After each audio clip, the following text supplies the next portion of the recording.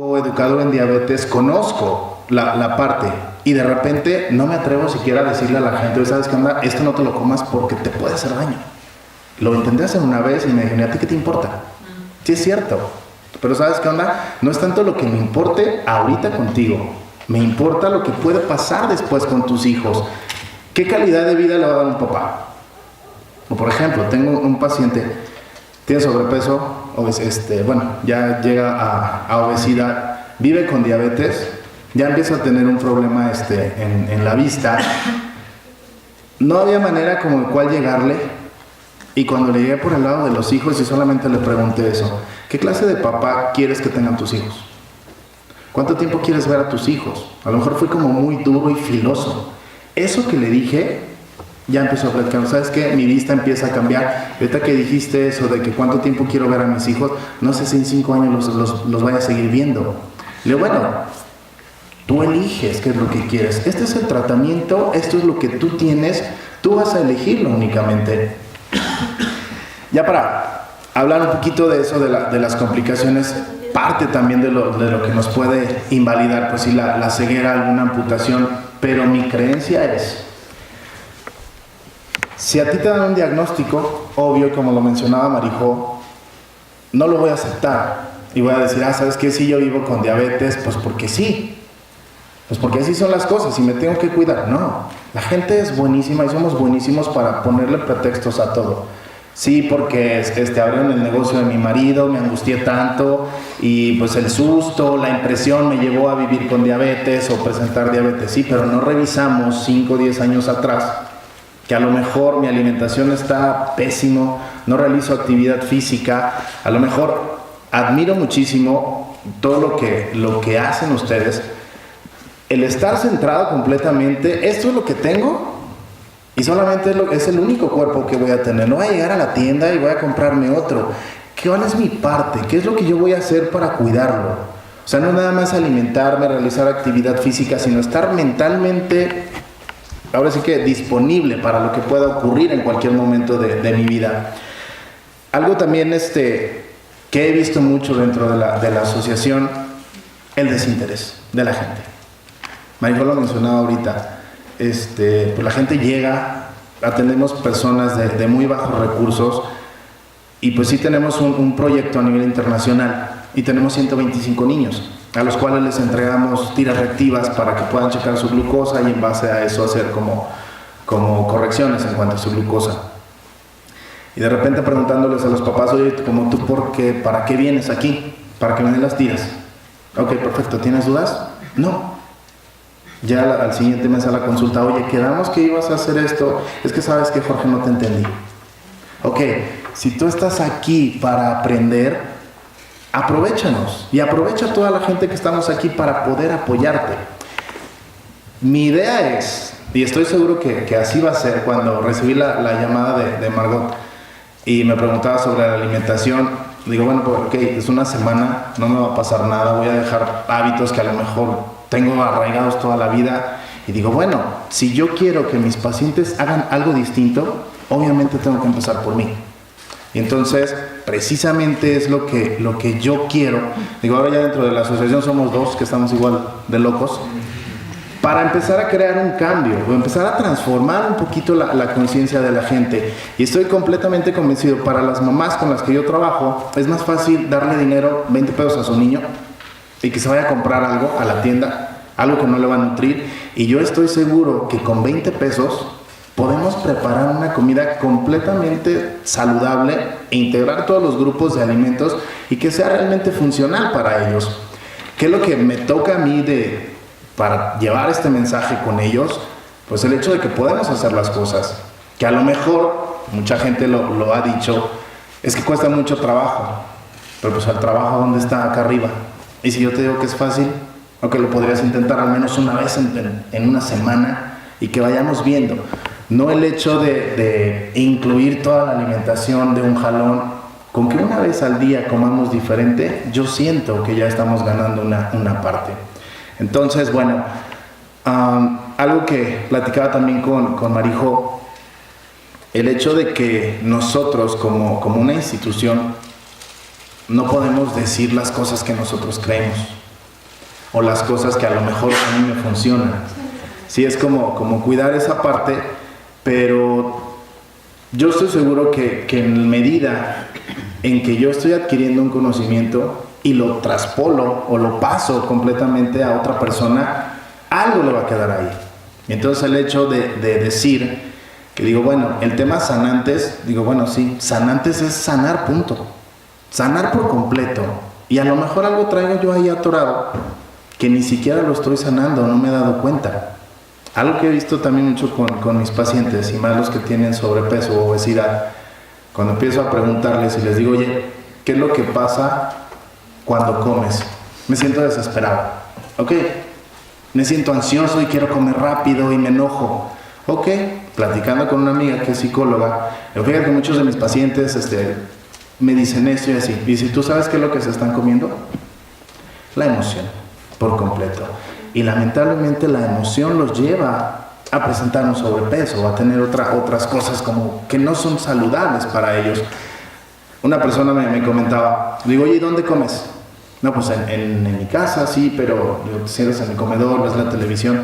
Dice, no. Digo, entonces, ¿dónde comes? Parada en la tarja. Ok, ¿y cómo por qué comes ahí? Porque veo pasar a la gente y al menos me siento acompañada. Entonces digo, bueno, ¿qué se está comiendo esta señora? Toda la soledad, la tristeza, la amargura. Entonces apoyar a la gente, pero desde ese lado. El hecho de sanar desde adentro, para mí sí es como bien importante. Y a lo mejor es echarme un clavado yo primero. ¿Cómo estoy? ¿Cómo está mi vida? ¿Qué es lo que estoy haciendo yo? ¿Qué es lo que yo estoy generando para poder crear este cambio en la gente? Entonces, estoy convencido de que este es el mejor lugar. Y una de las creencias también que tengo, que no existen las casualidades. Definitivamente, bueno, el mensaje que yo voy a llevar allá con mi gente va a ser muchísimo más grande de lo que yo esperaba. Entonces digo, bueno, ya con esta parte, decía el doctor Joslin, que es uno de los primeros educadores en diabetes, que decía que la educación en diabetes no es parte del tratamiento, es el tratamiento como tal, y no solamente de una condición de vida como lo es la diabetes. Si yo me educo y aprendo en cualquiera de los aspectos, obviamente voy a ser el mejor en lo que haga. Entonces, es con lo que yo me quedo, y siento que estoy en el mejor lugar, en el mejor momento y con las mejores personas. Gracias.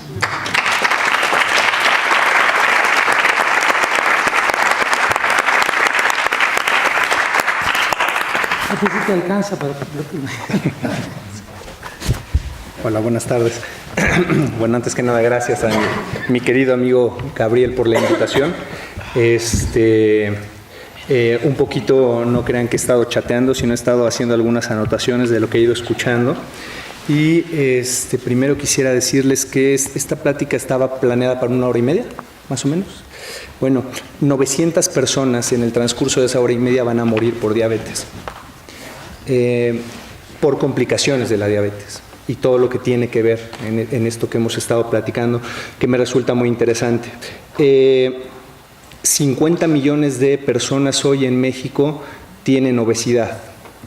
7 de cada 10 personas tienen sobrepeso, obesidad, y consideramos eso, que la obesidad es el factor de riesgo más importante para contraer diabetes. De este porcentaje o de esta población, el 80% de los pacientes con diabetes no tiene o está medicado. Un 20% vive sin medicarse, sumergido en el miedo de su enfermedad y en una resistencia brutal pues a confrontarla. De los pacientes con diabetes, tan solo el 25% de ellos, es decir, 1 de cada 4, podemos decir como médicos en el consultorio que está bajo control sus cifras de glucosa.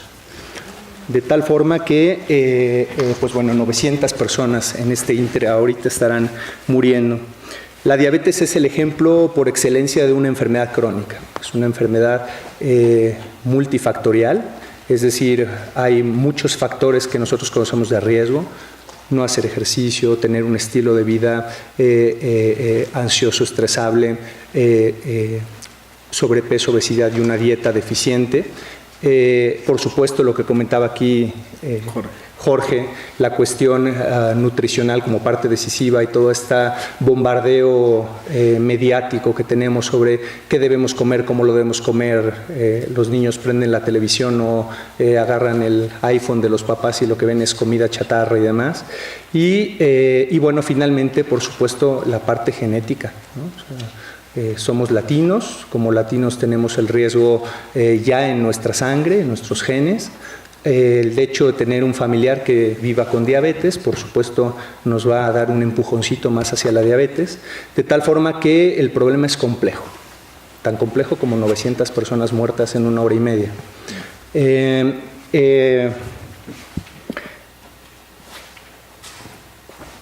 Como buen problema complejo, entonces el abordaje minimalista, el abordaje tradicional hasta hace algunos años, es, bueno, vivo con diabetes, voy al doctor, el doctor me prescribe medicamentos, regreso a casa, sigo con mi vida normal y hasta ahí.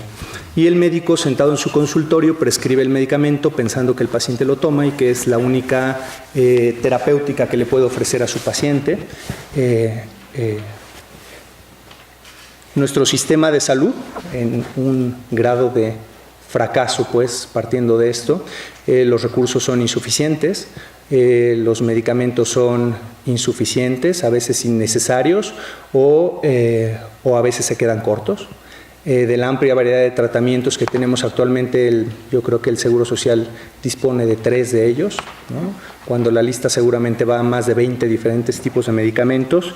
Y bueno, finalmente una sociedad que lleva a que el paciente y el mismo paciente y su historia se sumerja o viva sumergido en el miedo, en el temor a la confrontación, en el temor a la aceptación.